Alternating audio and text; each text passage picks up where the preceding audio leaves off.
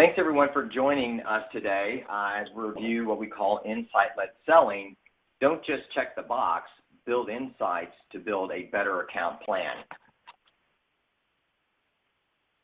Hi, I'm Stephen Timme, founder and president of Finlistics, and I'm joined today by Melody Astley. Melody, you want to introduce yourself, please? Hi, Melody Astley.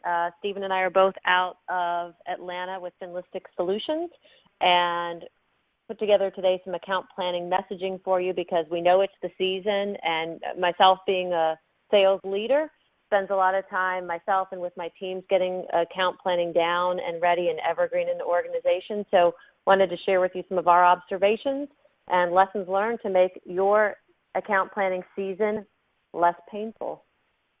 Great. I just want to note that as Melody and I are going through this, if you have any questions, if you'll use the question from audience, feature, that would be great. So with that, Melody, let's get started.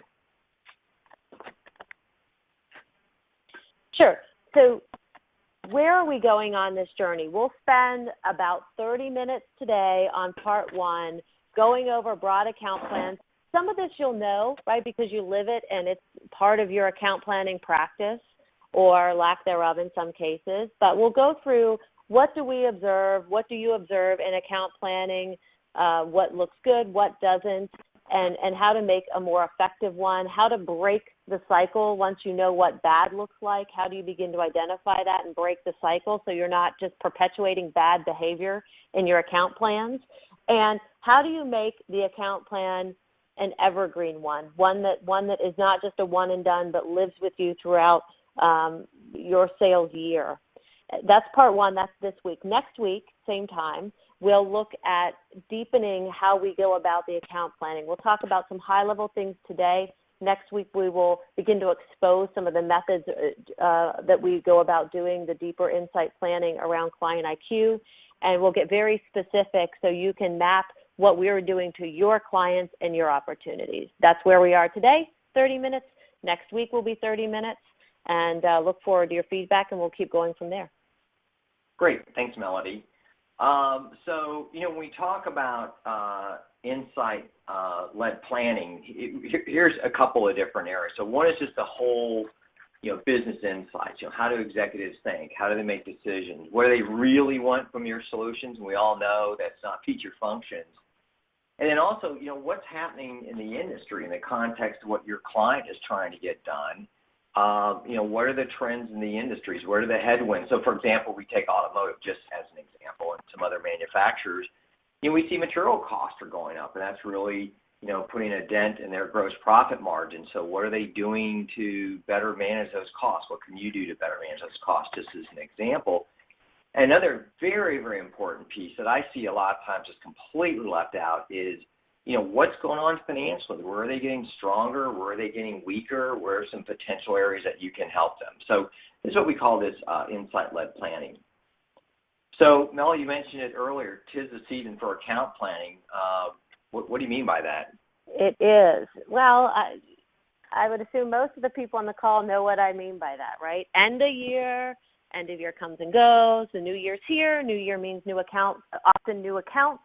New account teams, new account planning. How do you get smart on them quickly? How do you kind of check the box on making sure that you've done what your organization's asking you to do for your account plan, right? So update it with the latest information, fill in some boxes. Who do you know? Who do you not know? What are you trying to sell? What have you tried to sell before that you haven't been able to do? Who are the new players at your colleagues who are selling with you on your sales team? How do you align those people with the people at your client and get going, right? How do you add up? You all have a number and a quota that you have to make for that year. How do you add up the opportunities to meet or achieve that number, right? So you all sit down.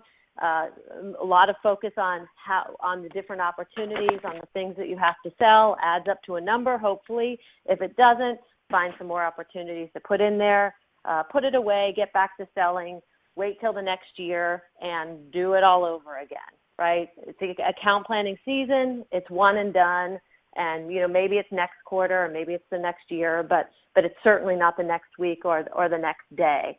So we work with lots of, I mentioned before, just by practice of what I do, work with our teams on account planning, but more importantly, we work with our clients to help them with account planning as well.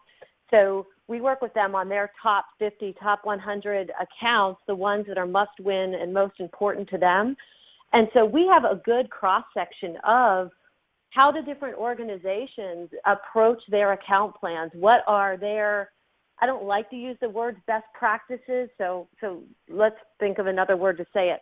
What are some things that they're doing in their account planning sessions that make for a high level of engagement, make for more, for just a smarter plan to approach the client in the next days and weeks, et cetera?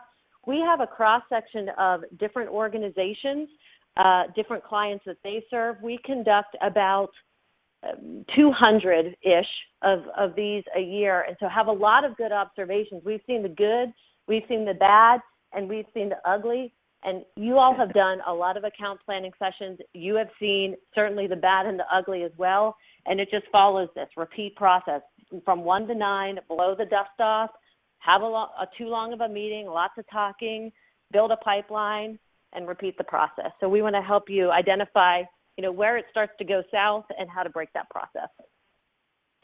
Melody, you have a lot of experience in this area, and how, you mentioned check the box. I mean, what's your sense for how many account plans are really just check the box as opposed to here's our roadmap for really, growing the business? I mean, what I mean, I don't know if there's a specific, percentage, but I mean, is that prevalent, or is it, what's your sense for how much is check the box? It's prevalent. I mean, you can't say like a percentage or more than half or whatever, but what you can say is it is the majority, and there are reasons for that. The reason for it is it's the end of the year scramble. You all have lived this. It's the end of the year scramble, end of year pressure. Take a little breather at the beginning of the year, start up again with fervor, and the way to do that is, the account plan. So oftentimes organizations who are working to streamline their account planning have a template or a tool or something for you to just kind of plug in the information. So it feels very rote. It feels like it's something you have to do because, you just get in the habit of doing it. It is the same template, same format. Your sales leadership often just wants it, so you have to send it to them for approval, that kind of thing. There's not excitement around account planning and what you can do for your client. It feels more like we've got to do this to satisfy X, Y, and Z in the organization. Yeah. So, let's take a look. So why change? Everyone does this, right? Especially as we have more and more, software that helps us, do these type of things, and we've got internal police that are going to make sure that we do these type of things. But so, Melody, why change? Especially when you're very successful. You go to President's Club every year, and your company's growing like crazy. So why do this? Well, and you're successful in doing it, and you don't like account planning, and that's okay, right? So if things are rocking along for you, and this is not part of your sales practice or sales motion, that is a great question. Why would I do this? I mean, how am I not just continuing to check the box or having a better attitude around checking the box, right? Well, one, your clients expect it. They are smarter than they've ever been, right? The access to information that they have, they think things about you and your organization. They have preconceived notions about you and your organization that they never would have had before.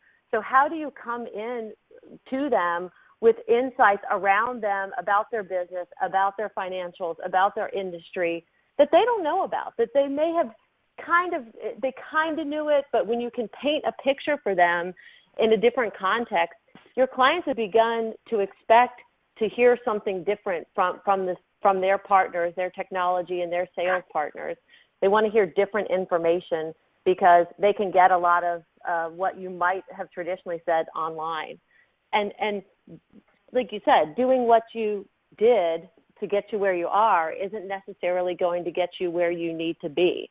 We've talked before, and you see it in your lives, I'm certain of it, of the buying landscape changing, right? And that's for lots of different dynamics. Cloud is making technology decisions a lot easier, sometimes a lot faster, but also creating more stakeholders. Before where, and I'm using cloud as an example, but before where you had to have a certain business unit, like IT in this case, sign off to purchase a solution, now you maybe not have to do that. Now maybe someone in marketing is making a decision, a technology-based decision, because he or she wants the value of the application. They don't care about the stuff of how it's delivered. And so the people who are buying are different. The ways they are buying is different and faster. And because of that, selling to who you traditionally sold to isn't going to work. So how do you begin within the account context to not just talk about what you already know, but to expand the aperture to say, okay, let's be bold and talk about what we don't know. And it's okay to talk about what you don't know in a plan, because it helps to identify the blind spots and helps you to create a plan to broaden those relationships and call on new buyers and increase your business. And we've measured this, right? We mentioned that we have engagement with other sales organizations and see very closely and handhold through the process how they approach their most important accounts. It's not just feel good and everyone likes each other and our relationships are better and yada, yada, this is the greatest thing. It's measurable. And so when you take a baseline group of sales teams who have not gone through an improved account planning process versus the ones who have gone through and who implement as part of their practice this refreshed or smarter account planning process, there's real business benefit. They tell us that they're increasing their pipeline by 1.5%. That's a lot. Or 1.5 times. 1.5 times. Sorry, yeah, that's a lot. Yeah, and that is by, 1.5 times. That is by new deals. That is by expanded deals, things that they had not seen before. They're growing their existing opportunities, and it's all based on looking at the same account in a new and different way, calling on new buyers, stretching yourself to do that. It results in pipeline, not just feel-good kind of things. They also tell us that it builds when you have a clear path and you have the team aligned around what the client is trying to do. You have more confidence to go and have a very specific, measurable conversation with C-level executives, the people who are ultimately buying your solution. 97% of the baseline group, the group who adopted it compared to baseline, 97% said that they felt an improved ability or more confidence in going to speak to these C-level executives. And half are saying that where before they would have run up against competition, that's half, which is a big number, are telling us that they removed the deals. Part of that is they beat them, right? They remove competition by beating them. But more importantly, some of those are that they circumvented the competition completely because they came to the table against the traditional set of competitors with a different message than the competitors or than the client expected to come out of their mouths. And that is because they're grounded in client-focused, attached to the client goals and strategies, which we'll take you through in a minute, and they're talking in a way that the competition couldn't even catch up to. So the client has already made a decision with whom they want to partner before they even thought about the other competitors. So compelling stuff here. The reason to change is because you'll sell more, you'll make more money, and you'll win more often. So, and you know, Mel, and I know we're going to get into this a little bit later, but you know, that's one area that you have find new areas, new buyers, right? We all know that now, if you look at some of these major, you know, transformational type initiatives, that there's maybe 6, 7 different stakeholders, and you know, so think about it, everybody. I mean, let's say some omni-channel type thing where you've got chief marketing officer, you got sales involved. Let's say it's a retail, so it's going to be like VP of store ops and that. It's not the same message. They're all focused on the same goal, but just simply not the same message. And so we need to account for that when we talk about this account plan. Okay, so now let's talk about this, outside in, inside out. Yeah. When we talk about sitting in the account planning sessions and it just starts to feel rote or it starts to feel boring or more of the same, the reason it sounds more of the same, when you start to feel or think about that, it's because you're taking an inside view. It's just so internally focused. You know your company, you know your company's solutions. Oftentimes you know the other colleagues who are selling on the team with you so well, it just feels like more of the same and another meeting because of that view, the inside out view. Let's look at what we have to sell. Let's look at what we have to do this quarter and maybe even the next quarter. Because of that, we have to sell this play. How are we going to get them to buy it, right? So you start with the play rather than the client's need, and you wind up just cobbling together opportunities to come up with a bigger number that you need to deliver to the business. So essentially, you're hearing a lot of your colleagues who you know talk about a lot of the same things in a very solution-focused area, getting into the details of the nuts and bolts and feature function of stuff that, frankly, even as your colleagues, you don't care about. You don't want to hear it, right? Of course, everyone wants to make their number. That's not what I'm trying to say. What I'm trying to say is the way you talk about it, if it's not even interesting to your own colleagues and your own sales leadership, why in the world would it be interesting to your clients, right? Because you care more about your organization than your clients do. So if it doesn't even make sense to you or interesting to you, why in the world would it be to them? So when you think about that, there's energy around outside in. If you really put on the client's hat, right? What are they trying? What is their point of view? And I don't mean just about what they think about your organization or your particular solution, because they're not thinking about you or your solution. Get rid of that mindset. It is when they are starting their strategic planning, when they think about what they have to achieve for the year, what is their point of view? How are they going to go about doing that? And I don't mean via solutions. I'm not even trying to solve for that yet. I'm saying what business objectives have they set out to do? What have they signed up for to deliver back to the business? Now you think about, they're thinking about how are they going to accomplish the goals. What they're hungry for are ways to do that, and how more specifically you can help. So see how that just sounds differently rather than I have to sell cloud or I have to sell whatever the play is.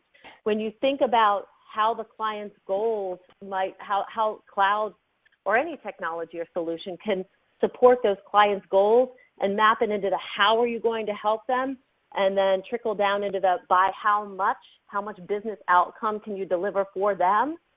Notice it stops sounding like we, us, this, and it sounds then like them, how much, them, how much. And just changing that whole context to really make it client focused has more energy. It's more interesting because no two clients are the same. So you're starting to hear about different solutions in different situations and getting the collective team's mind just churning around how we can deliver business benefit. And if you've sat in an outside-in planning session, you know exactly what I'm talking about. And if you haven't, you probably think, oh, yeah, what is she talking about? She's crazy. But that's why we want to call out these differences and then give you some ideas about how you can shift your account plan to stop from being like boring, talking head droning to outside in. Yeah, and, of course, we got the what maybe annual every 3 years, the renewal, right? So our goal is years to get the renewal. It's very important, right? Because we're all trying to make quota and everything, but that's a part of it. But Melanie, to build on what you're saying is, let's talk about, well, what is the client really trying to get done? And we can break this really into a couple things. Like one, what are your aspirational goals, right? Is it we want to talk to new buyers because there's a whole heck of a lot of new ones out there. Some didn't even exist, 5-10 years ago. We want to deepen that relationship because we know more about the client. And then, this whole how are they performing? How are they stacking up historically? How do they look against their peers? And it's not to make you a financial expert, but I got to tell you, my background's finance. I'm a finance person, and, finance makes the world go around. And then finally, what are their goals and strategies and how what you do align with those. And Melody, I know you've seen this. I've certainly seen this. And I don't want to be overly critical here like we've got all the answers, but it just is absolutely amazing when you look at account plans and there's just a little, if not no specific reference to, oh, this year they're trying to grow revenues by X percent, or they're trying to improve margins by Y percent, or they're trying to get product to market faster, or whatever it might be. So when we think about these as three of the key aspects on this insight-led planning. And let's just take a look at from a goal perspective. Now this slide says how are they performing. It should say goals. And so this is a real life example actually for a retailer, real life retailer, really focused on a lot of different things. So the whole on-demand shopping, or the guest experience, or supply chain or expenses. So when you start seeing these, you're really looking at it more from the client's perspective, because this is what the client has said. So now we can start brainstorming. And Melanie, I agree. It generates a lot more energy in the account planning process. It's like a puzzle, right? We're just kind of like updating what we did last year. I mean, this is actually, I think it's fun. Of course, I'm easily entertained, but now we can maybe have to really start stretching about, well, how could we improve the guest experience? How will we measure, the benefits of the guest experience? Those type of things. So, if you're not really doing this deeper dive into the goals, and for many companies, it's so easy to find the goals. I mean, you just go out there and, search for it, or, look at an investor presentation. And what you're finding is that more and more of them are becoming more concrete. Like, guest experience, sure, but, get some insights on how they want to do it. So strongly recommend, if you're not doing this already, please, please, please include the goals. It's going to generate a lot more energy. Now, this you can't read, and the point here is that, how are they doing financially, right? Or, in fact, I was on a call earlier today, and so, this client has a goal. Our client's client has a goal of improving profit margin to 10%. Well, if you look at historically, they've never been above 8. So it's not to say that goal is not appropriate, but think about, okay, now how can we help them go from 8% to 10%? Obviously, the client has some ideas, right? And we can map, okay, well, they want to be better in supply chain, as an example, or they want to be better in manufacturing, on and on. But the point being is, with knowing how they've been performing historically, it makes their goals, it just makes a lot more sense. Oh, I see, they want to get back to where they were, or, if we had some peers up here, they want to, come closer to the best performing peer in their industry. So, I've got a lot of metrics up here, and what you find is that in each industry, there's just really 2 or 3 that really drive things. So if you're not done so already, figure out what those metrics are in your client's industry or industries, and have a brainstorming session. How do we improve profitability? How do we improve the efficiency ratio, let's say, or cost-income ratio in banking? How do we improve days in inventory for product-type companies? But strongly recommend that you really, really know how your client's performing over time relative to their peers, and also their industry. All right. So Melody, what are you showing me here? What is this? Yeah. Just as we talk about, the inside-out view is the plays that you have to run, right? Think about, from the outside in, what plays must your clients execute? And this just takes you through an example. It's just words until you can see a framework. And so this is a framework.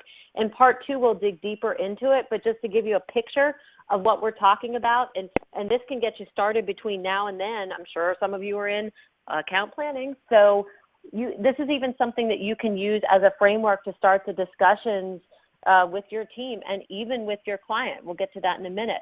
But what we've done here is take a retailer who you all know, a U.S.-based one, and talk about what is their goal. We know that their goal is to make their guest experience better and to increase on-demand shopping. And so that is the broad goal. Now the question is, the way that different groups within that organization are signed up to support that goal are different, because different groups do different things. So just wanted to illustrate that. If you look at store operations, for instance, right, that they have one view to support an improved experience. Merchandising has a completely different one. Marketing and supply chain, and down the line, IT, they all have a different way to support that broader goal of improving guest experiences. So let's identify what are the different areas, store ops, and how are they going to do it, right? We know they have to do it, but what are the projects and strategies that they're going to put in place to support this, the bigger goal? So in this case, it's to improve the in-store customer experience specifically. Then when we talk about going down further, if you can't measure it, you can't manage it. So you can say, hey, we want to make a better guest experience, but what does that mean? How do you begin to measure what a better guest experience is? Well, in this case, customers are voting with their dollars, right? Sales per square foot, transactions per hour. They're doing more and more foot traffic. They're spending more. So there are always ways to come back down and measure that. And so then you think about, Stephen, if you could go to the next one. Yeah, will do. Just taking another example, right? So we looked at store ops before. Now let's look at marketing. They're attacking guest experience in a whole different way. They're signed up for improving it in a completely different way, which is looking at optimizing interconnected opportunities, being smarter, using analytics to understand what their clients want. So how do you begin to measure that? You look at your different channels. You begin to look at what new customers are driving to the stores. So what this helps you do is come back to the how. How are you going to help them with their goal of improving customer experience? Then you can narrow it down to say, we're running a marketing play. We want to call on marketing and help marketing with this problem. The way that you talk about that with marketing is different than the store ops example that we had. So not only then are you working to solve the same problem in a different way, it helps you round out more conversations. Remember earlier we talked about different buyers? When you're talking to marketing, the way that you talk about his or her scorecard, which is what this bottom example of KPI is, it's essentially a scorecard. How are they measured or measuring themselves in their organization to roll up to the broader goal of improving guest experience? So you identify it, you map to what and how they need to do it, and then you can fill in, okay, well, who are the people there who are responsible for these particular things, which helps you to map to, the how much, and the who within the organization. That's a very quick example, but you can download these, print them, and use them to start the conversation. When you start with what are they trying to do, one, you might be surprised with looking at trying to identify all the different things they're working on, and then find how they're working to achieve those. And it's difficult. It's not simple because it's not spoon-fed, but it is enlightening in that it helps you to look at your opportunities in the outside-in view, which is from the client's point of view. So take the framework and use it. Yeah, we'll talk more about that next week. Melanie, we got about 2 minutes left, and I just wanted to see if there's any questions from the audience. So if you've got any questions, please use the questions from audience feature. We'll give you, like 10 seconds or so to ask those, and then we'll conclude. So let's see, any questions? Oh, Melanie, here's one. This is a really good one. So what they're asking, so how do you get started? So if you had to take 30 seconds to tell someone to get started, maybe they're not using this approach now, because they're probably using some parts of it, but how do you get from here to there? What would be your advice?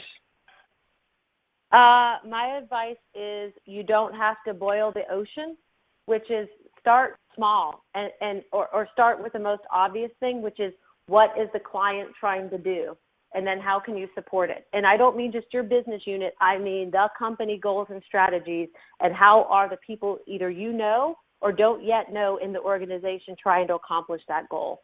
So I would say start small. You don't need a fancy tool or a spreadsheet. If your organization doesn't have that, if that's not how you're doing it, you don't need that. So I would say use this framework, start small, capture wins, and we will give you more ideas about how to get started next week. Okay, great. So that concludes what we wanted to share with you this week. Of course, there's always next week. So if you've got any feedback, please let us know. And if you enjoyed this, please, tell your friends about it. And hope to see everyone next week on the 24th. So take care, everybody. Bye-bye.